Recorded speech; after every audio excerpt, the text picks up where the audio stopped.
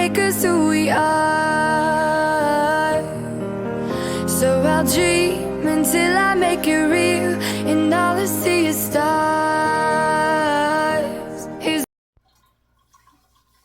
Welcome, Taurus, to Channel Future Tarot. Today we are going to do your love reading. This will be from the 15th to the 23rd. This will be for the Sun, Moon, Rising, and Venus signs of Taurus. Please take the messages that resonate with you, claim them for yourself, toss the universe what does not. It's not meant for you, and that's okay. Check out your other Moon, Rising, and Venus placements in the videos that correspond with that to get some more intuitive guidance if you don't find it here. Remember, time and energy is fluent, so whenever you're directed to the reading, it's the right time for you. That being said, I am going to use a singing bowl. As I do so, I ask you to take that deep breath in. Exhale whenever you feel so inclined to do so. It's going to help balance your energy, set your intentions, prepare for the messages of the reading, okay? If you are new or returning to the channel, welcome. So happy to have all of you. Thank you so much for your likes, shares, and subscriptions. It truly means so much to me to see the channel growing. I can't express that enough, so thank you. All right, Taurus, let's get started.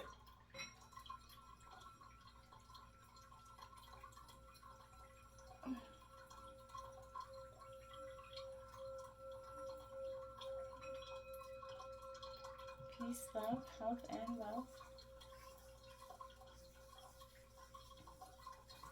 Alright, so I feel like this is like an energy of transferred and then transformed. I feel like you're transferring the energies that you're kind of redirecting parts of the past and releasing it, and kind of living in a different sort of transformed part of yourself coming in 2023. So I think it's quite positive energy. Let's jump into it. We have reparenting yourself. Taurus, this has been coming up for a lot of the collective. I feel like this is everybody dealing with those old emotional childhood traumas that we all, possibly didn't even know we had. Now, when I say childhood trauma, that doesn't necessarily mean that, you were either abused or neglected or seen such, but it could. But it also means the fact that, anything that left you having a negative experience on something in your past, whether a parent didn't come to a Christmas concert, somebody repetitively missed your games, or just some sort of event that impacted you negatively as a child.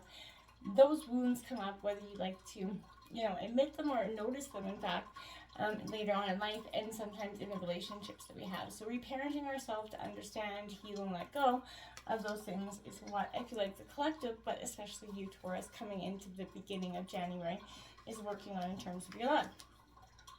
We have 28 self-respect there, Taurus. Beautiful energies out there as well. Again, there's 28 breaking down to a 10, 10s marking those endings and new beginnings. Taurus, for me, this is a sense I want to say here. This is a really important energy for you, because there's no need to compromise your self-respect for any kind of love or, security here. Whether you're in a relationship or not, self-respect is that key to knowing, how other people perceive and treat you. So sometimes self-respect seems to take you down a lonely road, right? And I feel like even that part of your journey is worthwhile, even though, everybody knows that. But I feel like if you aren't willing to speak up for what you believe in, walk away from the situations that are, damaging to you, and act from your own integrity, how can anyone else truly know how to care for you if you're not doing it for you? So, at times, it's tempting to compromise your self-respect for security or survival, for, benefit, just for short-term gain in terms of making things work with an ex-spouse regarding kids. Whatever it is, we've all been there, that moment where we're just like, oh, just let it go because it's not worth the fight. I feel like, the universe would like you to have that look on the ways you've been compromising yourself or compromising your ways of being here, in the past or the present, in order to secure or maintain a situation, so that it doesn't become something that you don't want it to be. That's not the best way to be, and you need to speak up for your values and your beliefs, and especially if it's in regards to children. Real life and spiritual growth are not about taking that convenient path, right? In fact, love and spiritual growth often demand that we face challenging situations in order to, firm our commitment to what we say that we want, right? The Rainbow Reviver here, Taurus, what a beautiful energy coming out there. Card 24. Now, this is, that rainbow is the balancing of those 7 chakras. That we all sometimes don't pay attention to because they're not in our physical being and we can't see them. So this is an energy of feeling good from the inside out is important no matter what is happening in your personal life. We need a little bit everybody needs a little bit from time to time, you know, something to put a smile on your face, rest, relaxation, just some you time. When you're single, a rainbow can sort of help you feel positive and lovable. If you're in a relationship, you know, and the challenges of life have kind of worn you down a little, this is going to brighten your day for you, okay? You can give yourself that minute, just to find some energy, to balance your chakras again. Take that deep breath, exhale fully, and, you know, get yourself back into your present body in the moment, okay? And I feel like when you kind of see this as, try even envisioning a rainbow, but this is going to see the color therapy, and it's going to help just invigorate. Try music, this is some sort of energy to just get you out of that negative mindset that you could go in from time to time. Resolving conflict, 26. Yeah, this is also an energy that's been coming out with that reparenting card as well. So I feel like, you know, it's going hand in hand here. Embracing that conflict and handling those conflicts from those reparenting parts of yourself, those childhood traumas, is kind of going to help you understand that all relationships have those misunderstandings, disagreements, arguments, conflict. You know, and it is distressing in your relationship, especially, you know, if you love that person. So whether we like it or not, conflict, you know, does occur between two people that are even compatible, but, you know, if you're not the same person, yeah, you're going to fight a bit. You know, it's impossible to avoid any conflicts in your relationship. So, I feel like conflict does actually present an amazing opportunity. You know, there's a disagreement or a misunderstanding, you know, it's offering you that wonderful choice to understand, you know, yourself and your partner and your communication styles more clearly.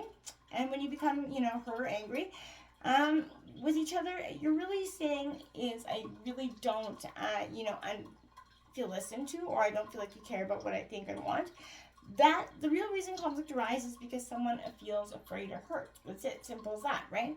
So fear, you know, of not having our needs met, the hurt we experience when our feelings are seemingly overlooked, and, you know, are the most common reasons why, you know, for attacking another while defending ourselves, right? And it's just a habit, it's our natural instincts to do so. Emotional freedom coming out here for you, 13. I like this. So this is emotional freedom from the conflicts, the kind of the muck that you've been maybe running around from in your head here about some sort of situations. True emotional freedom is that liberating and its ability to embrace everybody as they are. But I feel like in our own society right now, we often encounter the notion that being single means you're kind of free, right? Well, being in a relationship means you're not. And I feel like nothing can be further from the truth here. Many single people feel trapped by loneliness and that inability to embrace certain aspects of life without a partner. I feel like deep down, I feel like you still believe a fear that being in a loving relationship will compromise your personal, you know, authority and emotional freedom. No matter how much you desire love and commitment, on the other hand, there's a part of you that holds back because of that old feeling. If you're already in a relationship, it's time to acknowledge that your partner's not really limiting or suppressing you the way you may think. No one is truly trying to control you or has that ability. And I feel like this is kind of saying it's time to reclaim your power, make healthier choices for yourself, act upon them, of course.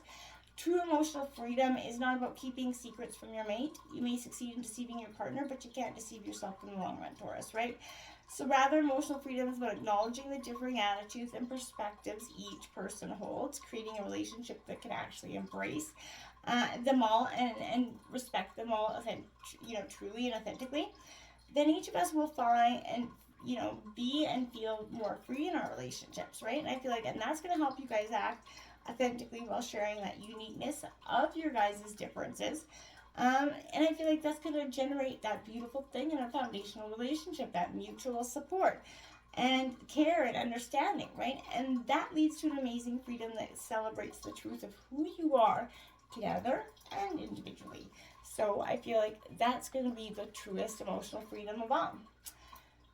We have 22, master number, Taurus. Nice coming out. We have honor your mystical and creative forces here. Look at the power of that card. If you can see the images on that card, it's quite powerful.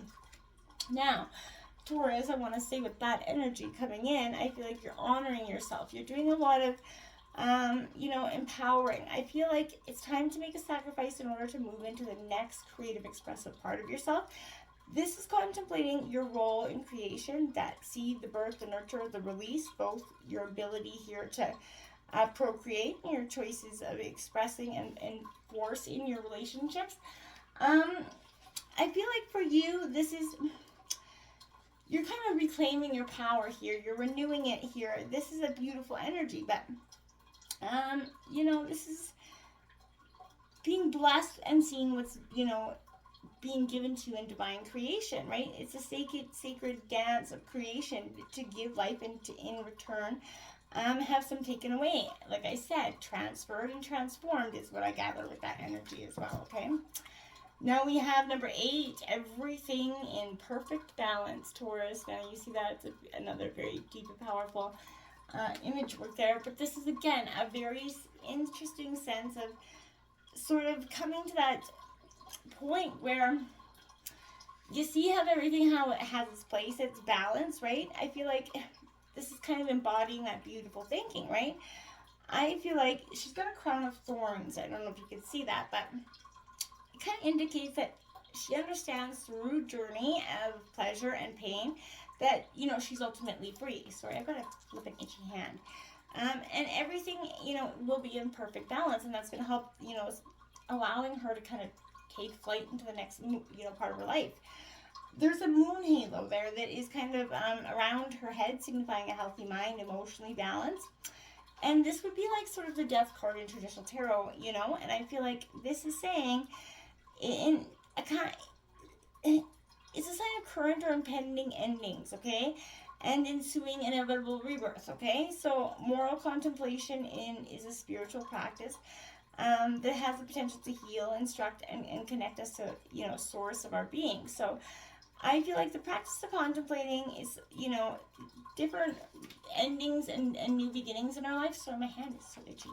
And is a beautiful way. There's only one thing equally magnificent to our death, and that's our birth. So both are grand gateways to the source of our creation. Everything in life, good and bad, has a beginning, middle, and end, right? So allow things to pass, merge into some sort of rebirth here that's happening for you, because you're really on a transformational part of your journey. And we have make peace with your past there, Taurus, card number 1, very powerful card as well. So again, making peace with the past is going to be the final part of your transformational journey. And it's going to have to happen whether you like it or not.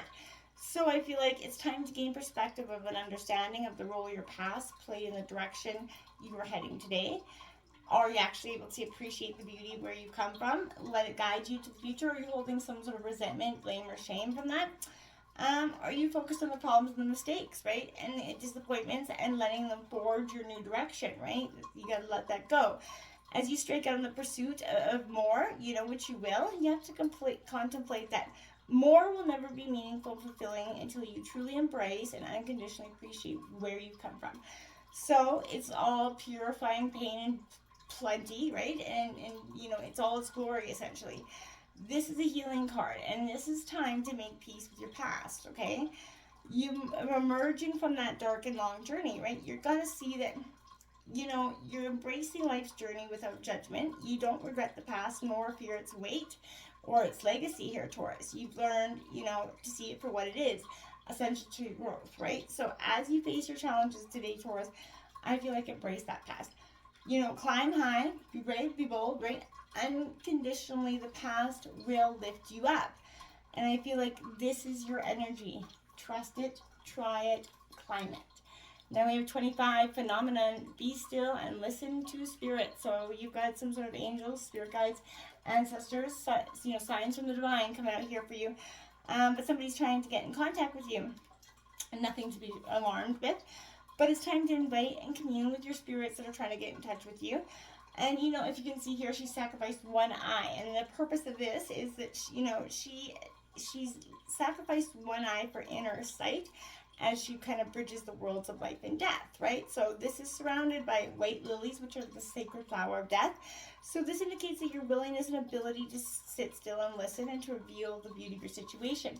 And again, don't be alarmed by the death, but this is a sense of truly transforming and rebirthing your life. You know, the girl of the phenomenon's crown chakra and third eye are fused in a web of branches that inspire peaceful contemplation. So Don't fear the underworld. Instead, I feel like willingly descend into what is dark and part of you, and bring some awareness to that, because there's others that come before you that have learned the lessons and answers that you are seeking and are willing to share their insight and wisdom with you.